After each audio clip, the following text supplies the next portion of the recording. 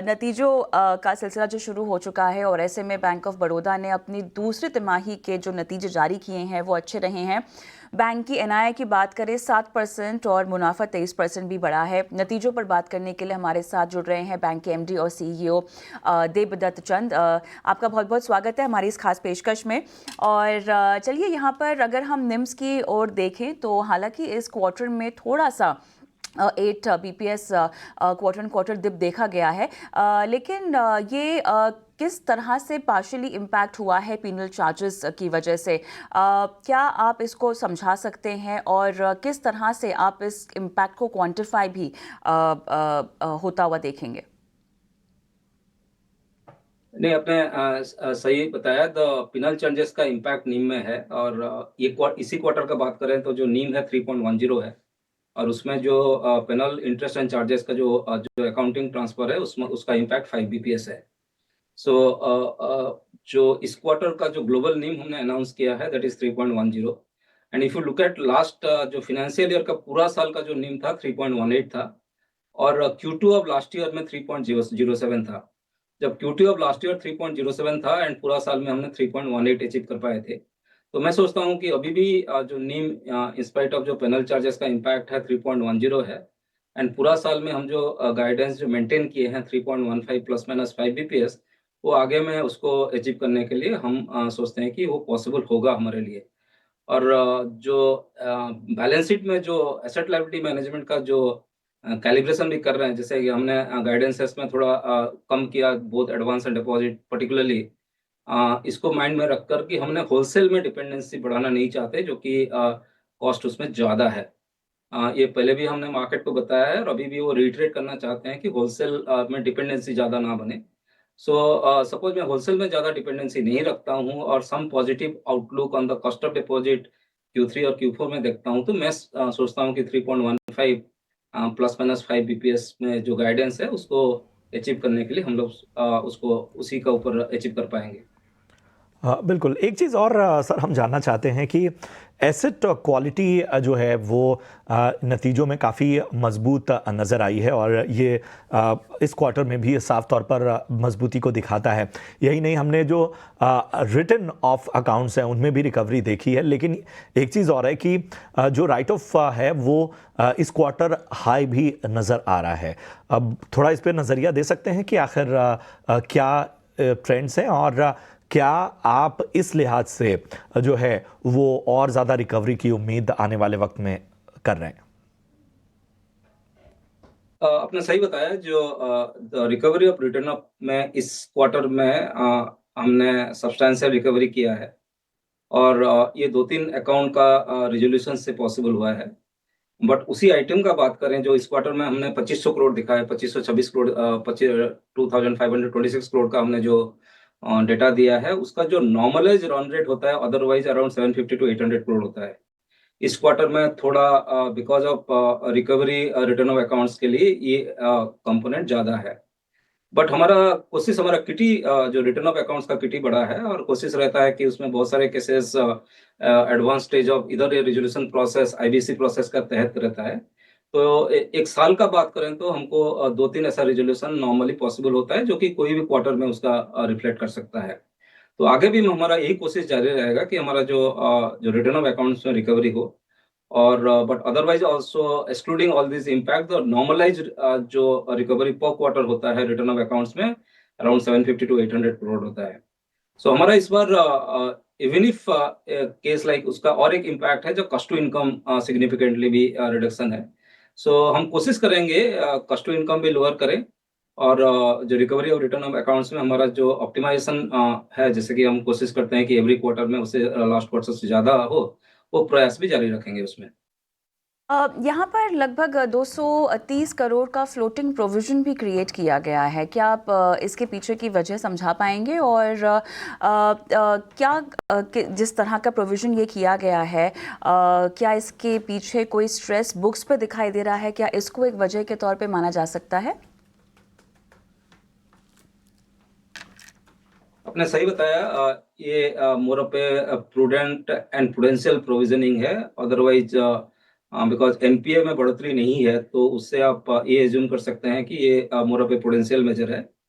हम prudential major में हमने प्रोविजन थोड़ा जो स्टैंडर्ड एसेट में बढ़ाया है, फ्लोटिंग प्रोविजन किया है, और एनपीए में भी थोड़ा प्रूडेंशियल प्रोविजनिंग लिया है। इसका कारण यही है कि बिकॉज मार्केट भी पूछते रहते हैं कि अपने ईसीएल के लिए आपका जो ईसीएल फ्रेमवर्क है, उसके लिए आपका क्या तैयारी है। तो हमने बुक में थोड़ा बफरिंग कर रहे हैं, जिसमें कि suppose ECL framework Indian banking system में आता है, तो वी आर बेटर प्रिपेयर्ड वो सिचुएशन को हैंडल कर सके। और इन द सेम टाइम हमारा प्रॉफिट अच्छा है, तो it's all prudent to have bit of prudential provisioning, and उसमें कोई स्पेसिफिक एसेट्स क्लास नहीं है। एसेट क्वालिटी अच्छा है, अपने कलेक्शन एफिशिएंसी देखे होंगे, हमने जो भी दिया है वो भी बहुत अच्छा है। एसेट में कोई स्ट्रेस के लिए नहीं किया है, it is more of A prudent basis and prudential provisioning किया गया है, not only on the standard asset, NPA में भी थोड़ा थोड़ा हमने उसका भी प्रूडेंशियल प्रोविजनिंग किया है। बहुत बहुत शुक्रिया हमें समय देने के लिए और पूरे पहलुओं पर बातचीत करने के लिए। आपको और आपकी पूरी टीम को हमारी ओर से दीपावली की ढेर सारी शुभकामनाएं और उसके साथ ही कारोबार के लिए भी ढेर सारी शुभकामनाएं। चलिए, ये तो था बैंक ऑफ बड़ौदा का मैनेजमेंट और अच्छे नतीजे रहे हैं बैंक ऑफ बड़ौदा के तमाम फ्रंट पे, और मैनेजमेंट को भी हमने सुना। राजेश, मैं आपके पास आना चाहूँगा। बैंक ऑफ बड़ौदा में आज देखिए, आप बैंकिंग की बात भी कर रहे थे, यहाँ पर हम देख रहे हैं कि 5.5% से ज़्यादा की तेज़ी देखने को हमें मिल रही है। आमतौर पर bank of Baroda, Canara bank का ये निवेशकों के भी रडार पे रहते हैं। बहुत सारे लोगों ने निचले स्तरों पर ख़रीदारी भी की हुई है, बहुत सारे लोग खरीदारी के मौके देख रहे होंगे। तो हमें ज़रा बताइए, बैंक ऑफ बड़ौदा आपको कैसा लग रहा है? देखिए, बैंक ऑफ बड़ौदा का चार्ट स्ट्रक्चर काफी बेहतरीन है। अगर आप कंपेयर करें दूसरे पीएसयू बैंक्स को, तो वो रीसेंट फॉल में कंटिन्यूस नए लोज बना रहे थे, बट बैंक ऑफ बड़ौदा जो है 230 के आसपास काफी अच्छा बेस बना रहा था, एंड इसका जो हायर रेंज है 245 के आसपास, तो वो रेंज ब्रेकआउट किया है। तो काफी अच्छा बुलिश ब्रेकआउट हमें यहाँ पे देखने को मिल रहा है, और एक्सपेक्ट करो ये जो स्टॉक है आगे भी जाके कंटिन्यू आउट परफॉर्म करेगा। एक बेरिश गैप रह गया है 265-268 रेंज में, तो वो गैप एरिया जो है वो नियर टर्म में रिटेस्ट कर सकता है। तो कोई भी डिप आता है तो डिप में बाय कीजिए फॉर अ टारगेट ऑफ 265-268। तो कोई भी डिप आता है तो वहाँ पर ख़रीदारी की सलाह आपको 265 और ऊपर के लक्ष्यों के लिए यहाँ पर आप ख़रीदारी कर सकते हैं। चलिए, रखें सुशील पटेल, और इन्होंने कुछ स्टॉक्स पे बहुत सारे स्टॉक्स उन्होंने राय मांगी है, और ये भी कहा है कि समय की कोई पाबंदी नहीं है, यानी लॉन्ग टर्म इन्वेस्टर हैं, लेकिन सारे स्टॉक्स पे तो हम राय नहीं दे सकते, लेकिन कुछ चुनिंदा स्टॉक्स की मैं बात कर लेता हूँ। उन्होंने गेल जो है वो 221 के भाव पे ख़रीदा हुआ है। इसके अलावा आईओसी इन्होंने 147 रुपये के भाव पे ख़रीदा हुआ है। नैल्को 144 के भाव पे ख़रीदा है।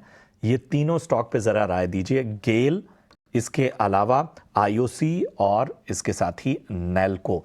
इन स्टॉक्स पर ज़रा तेजस बताएं क्या नज़रिया बन रहा है, लॉन्ग टर्म इन्वेस्टर है।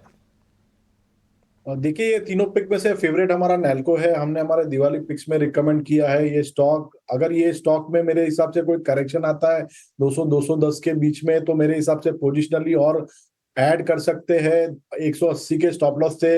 हम लोग का एक साल के नजरिए से हमें लग रहा है ये स्टॉक 275 से लेके 300 तक के भी लेवल दिखा सकता है, तो इसमें होल्ड करने की सलाह रहेगी, या तो डिप में अक्यूमुलेट भी कर सकते हैं। आईओसी की हम बात करें तो आईओसी का भी जो चार्ट स्ट्रक्चर है थोड़ा वीक है। स्टॉक ने एक इसकी जो सपोर्ट है 140 का, वहां से सपोर्ट लेके थोड़ी सी पुल बैक रैली दिखाई है, लेकिन चार्ट स्ट्रक्चर अभी भी वीक है। यहां से अगर कोई रैली मिलती है करीबन 160 के करीबन, तो वहां पे मुझे लग रहा है कि स्टॉक में एक फ्रेश बिकवाली आ सकती है। तो अभी ये स्टॉक होल्ड कर सकते हैं 140 के स्टॉप लॉस से, और लक्ष्य रहेगा 160 से लेके 165 का। और गेल की हम बात करें तो गेल का स्ट्रक्चर लंबे नजरिए से काफी अच्छा है। स्टॉक अभी एक 200 डे एक्सपोनेंशियल मूविंग एवरेज के सपोर्ट पे है, जो अपनी लंबी अवधि की मूविंग एवरेज है, तो ये स्टॉक में बने रह सकते हैं। ये स्टॉक में मुझे लंबी अवधि से लग रहा है कि यहाँ से भी स्टॉक आउट परफॉर्मेंस दिखा सकता है, और ऊपर में ये स्टॉक 230 से लेके 235 तक से भी जा सकता है। तो स्टॉक में बने रह सकते हैं with a stop loss below 190। तो ये है राय आपके स्टॉक पर। ऑलमोस्ट सभी स्टॉक पर बुलिश नजरिया, लेकिन नैल्को जो है वो फेवरेट पिक का नजर आती हुई तेजस जी की।